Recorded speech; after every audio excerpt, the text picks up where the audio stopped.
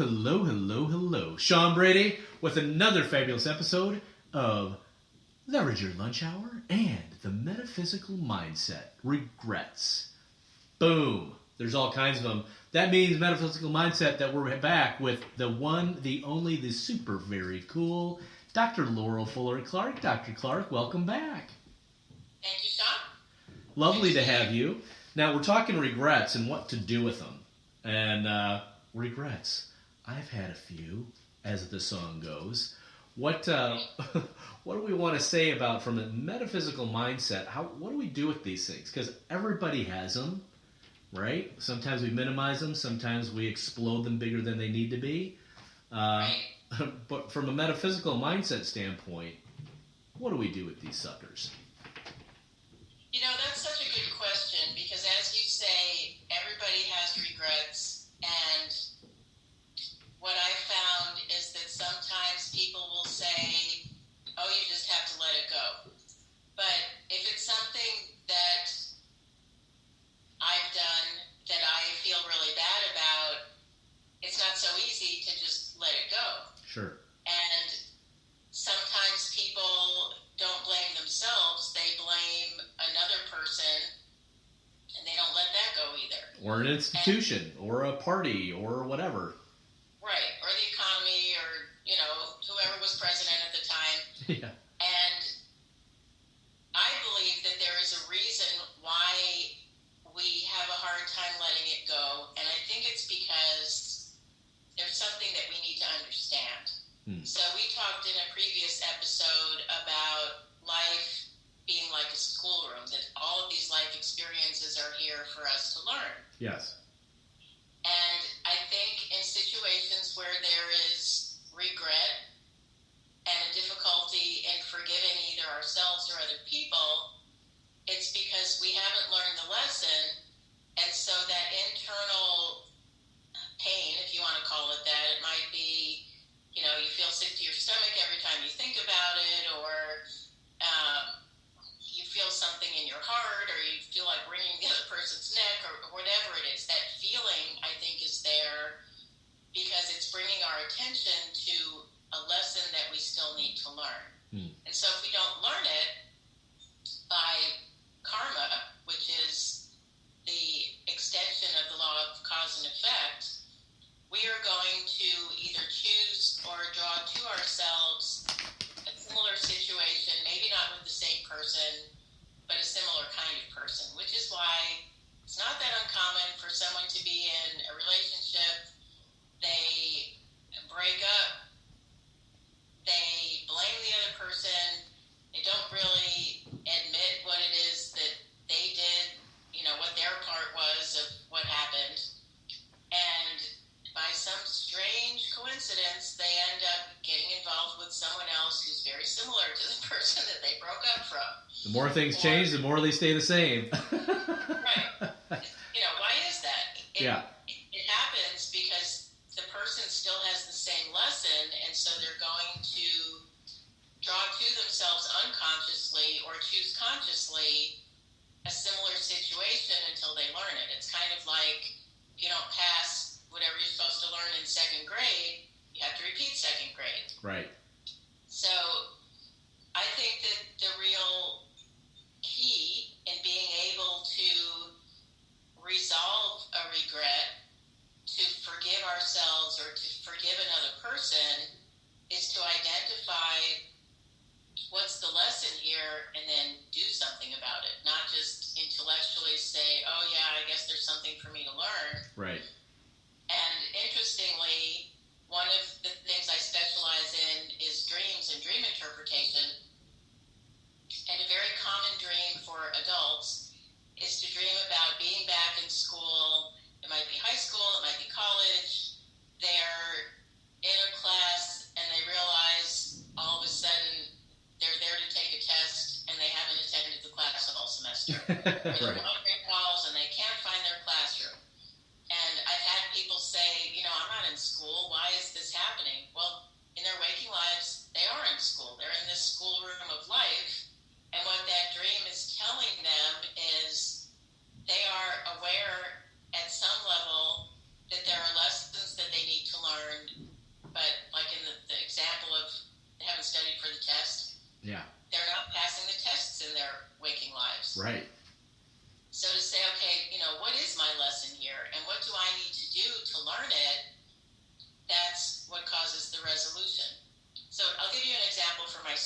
Yes, please. I was very shy when I was growing up.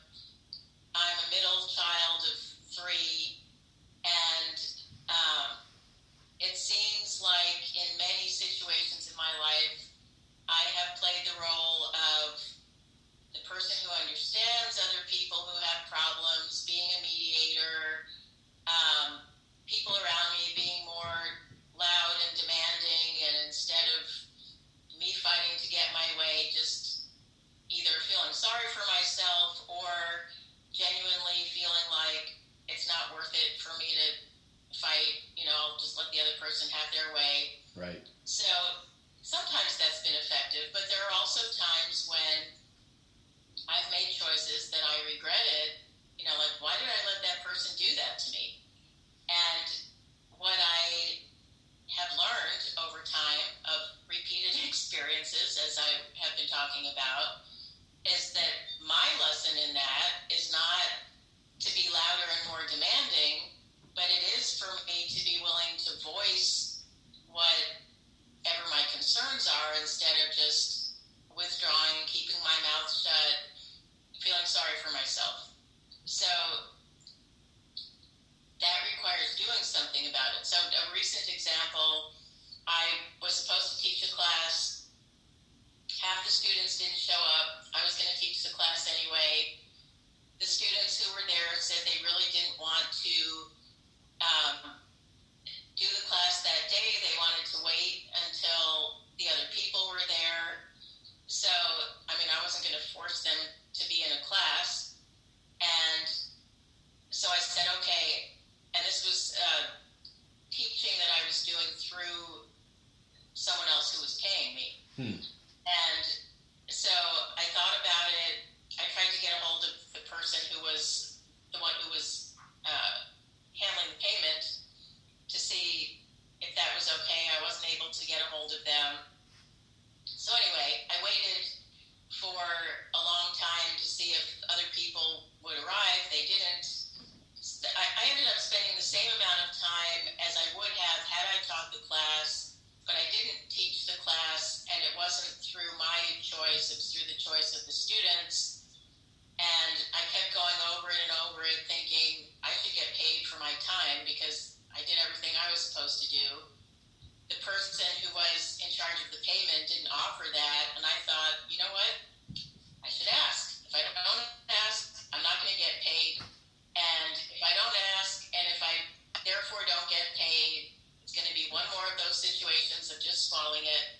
What's the worst that's going to happen? The worst that can happen is I'll ask, and they'll say no. Or maybe for me, even worse, is to ask, and not only do they say no, but they say,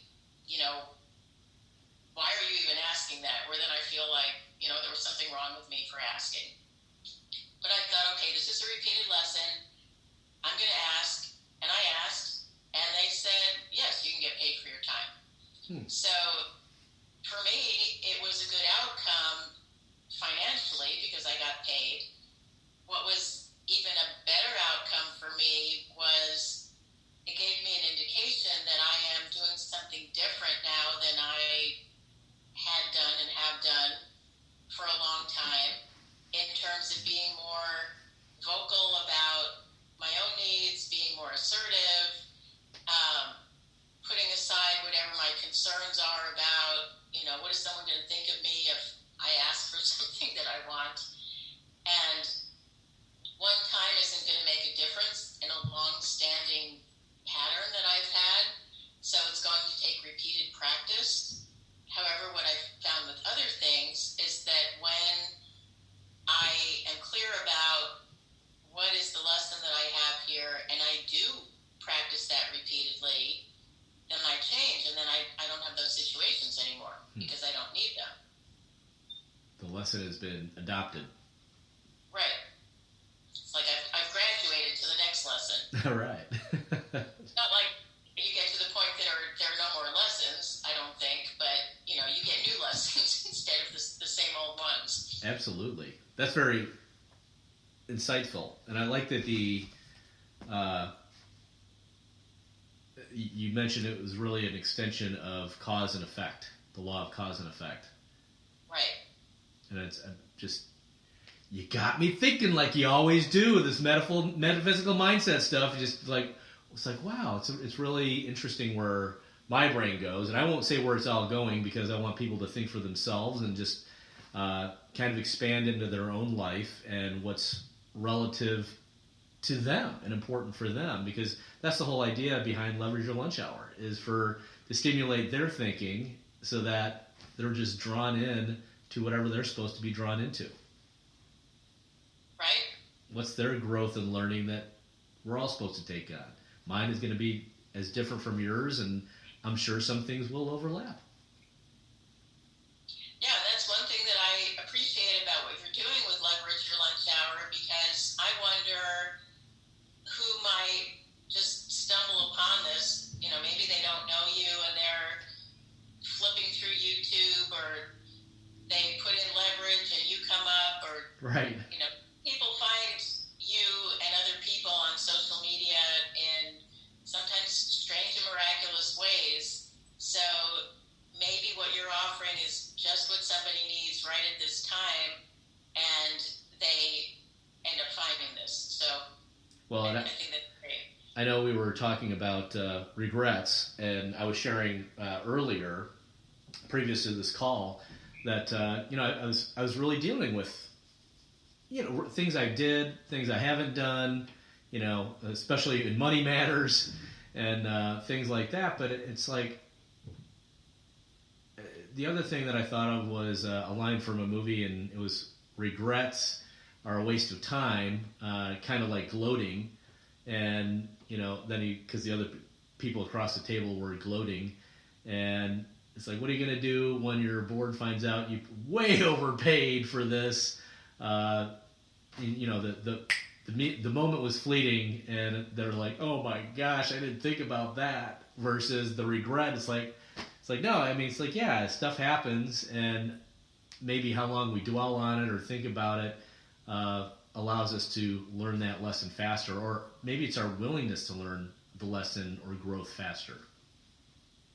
Yes, that's what I think, and being able to say, okay, if I had this to do over again, how would I have done it differently? Yeah. And I think what many people find is that if I had it to do over again now that I know what I didn't know then, I would do it differently. But if I really was back in the same place, the same mindset as I was then, maybe I would have made the same choices, because I didn't know then what I know now. And I think that's a big element in being able to resolve the regret, is to really honestly say, okay, why did I make the choices that I did? Even though I'm not happy about them, I know I made those choices. So, maybe I made those choices because I was in a rush, and so I wasn't really thinking straight. Maybe right. I made those choices because I was feeling powerless, and so I developed this relationship with this other person who I didn't really like that much, because being associated with them gave me more power in XYZ situation, or whatever it is. That if we can really be honest about why we made the choices we did, and say, okay, I learned from that, I'm in a different place now, so now I can make new and better choices. I think that's what helps with the regret, instead of just trying to erase it or say, oh, well, it's over and done with. As I was saying earlier, the physical situation might be over and done with, but if it keeps staying in our mind and in our emotions, it's not over and done not with. Over, in right. Terms of, what the learning is. We haven't learned and grown or put something into place. Right. Wow, that's really, thank you. That's very insightful. Very cool. Jaleesa, I didn't want to totally leave you out of the picture. Have you had any thoughts, or I know your thinking always gets stimulated on our conversations too. Anything you want to add, or like you're present to just right now? It does. Honestly, I've been in and out because I've been multitasking in the background here. Well, that's part of the job. That's part of the job, but the conversation overall is really good. Really That's very cool. Points that I I did catch. Yes. Well, you always have the opportunity to go back and watch again.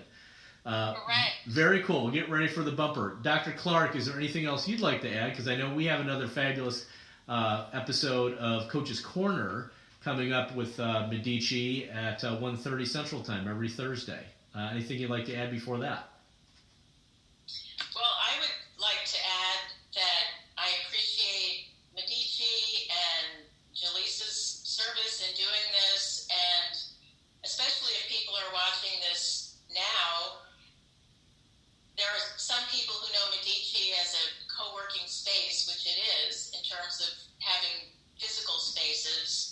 It's also a membership community that offers this kind of communication among members. So Sean's at his home, I'm at my home, Jaleesa's at the Medici space, and there are lots of wonderful opportunities for people to collaborate remotely as well as in person. So I would encourage people to come to some of our meetings and get to meet the people and find out how Medici might be able to help. Yeah, and wherever you're at on the planet, you can certainly log on to medici.com/events.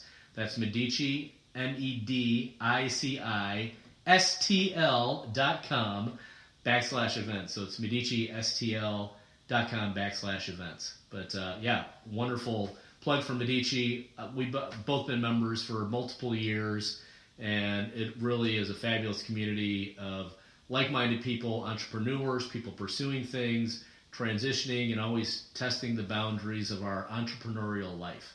So thanks for that plug. It's really a wonderful place. All right.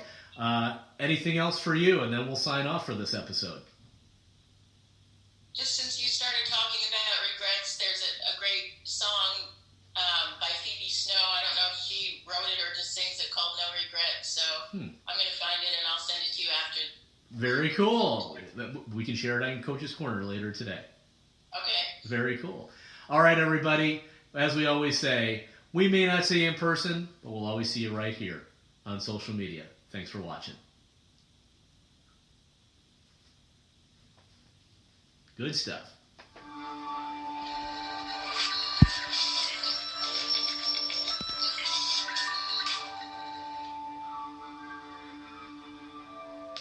And thank you. That was really very cool.